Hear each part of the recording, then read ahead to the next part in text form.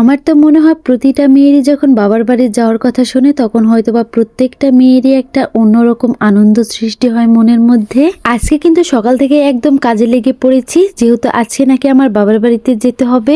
এর জন্য আজ বেশ কয়েকটা দিন বতর নেওয়ার কারণে কিন্তু ঘরে অনেক রকম ময়লা জমে ছিল। ভাবছি যে এগুলো আজকে না হয় পরিষ্কার করে দিয়ে যাই। সবকিছু গোছাতে গোছাতে হঠাৎ করে দেখি যে আমার শ্বশুর আব্বার পুরাতন কিছু বই পেয়ে গেলাম। আমার শ্বশুর বাবা কিন্তু বই পড়তে অনেক পছন্দ করে, এখনো পর্যন্ত কিন্তু সে সময় পেলে বই পড়ে। আমি তো এগুলো একটা একটা করে দেখছিলাম। আজ বেশ কিছুদিন ধরে আব্বু বইগুলো পড়তে পারছে না, কারণ আব্বু অনেক কাজে ব্যস্ত আছে। আমি তো আবার যত্ন সহকারে বইগুলো তুলে ফেললাম। আমি যে বাবার বাড়িতে যাব এটা আমি নিজেও জানতাম না। হুট করে রাত্রে আরাপের আব্বু বললো যে তুমি তো আজ কয়েকটা দিন অনেক ব্যস্ত আছো, আমাদের বাড়িতে থাকলে হয়তোবা তোমার তেমন একটা রেস্ট নেওয়া হবে না, আর কাজের চাপও যেহেতু এখন তেমন একটা নেই, তুমি না হয় কিছুদিন বাবার বাড়িতে থেকে আসো।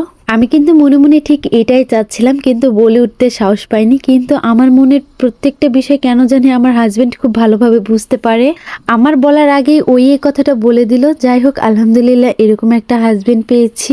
ঘরের তো একদমই বেজেহাল অবস্থা ছিল, কারণ আজ কয়েকটা দিন ধরে তো ঘরের কোনো গোছালি করতে পারিনি। এর জন্য ভাবলাম যে যাওয়ার আগে সবকিছু গুছিয়ে দিয়ে যাই, কারণ আমার শাশুড়ি আমার একা একদমই এগুলো পারবে না। আর আমি তো তাদের একটাই বেটার বউ, আমি যদি এগুলো করে দিয়ে না যাই তাহলে কে দিবে। যদিও আমার শাশুড়ি মা বলেছিল যে এগুলো এখন করার একদমই দরকার নেই, যখন তুমি বাবার বাড়ি থেকে আসবে তারপরে না হয় করো। কিন্তু যে ভাবলাম আমি 2 দিনের জন্য যদি যাই, এই ঘরটা তো একদম অগোছলাই থাকবে, এর চেয়ে ভালো যে আমি সেরে দিয়ে যাই, এটাই অনেক ভালো হয়। যাই হোক, আমি কিন্তু চটপট করে ঘরের সমস্ত কাজকর্ম সেরে নিয়ে এরপরে আমি আবার তাড়াহুড়া করে রেডি হয়ে নিচ্ছিলাম। আর এখানে কিন্তু আমি বিছানার চাদরও একদম উঠিয়ে ফেলেছি, যেহেতু আমি থাকবো না। শুধু শুধু ময়লা হওয়ার তো কোনো কারণই নেই। বাবার বাড়ি যাওয়ার কথা শুনলেই কিন্তু একটা অন্যরকম আনন্দ লাগে। স্বামীর বাড়িতে যতই আদরে থাকি, যতই যত্নে থাকি না কেন, প্রত্যেকটা মেয়েরই হয়তোবা বাবার বাড়ি যদি কুড়ে ঘরও থাকে, সেখানে কিন্তু একটা আলাদা শান্তি লাগে।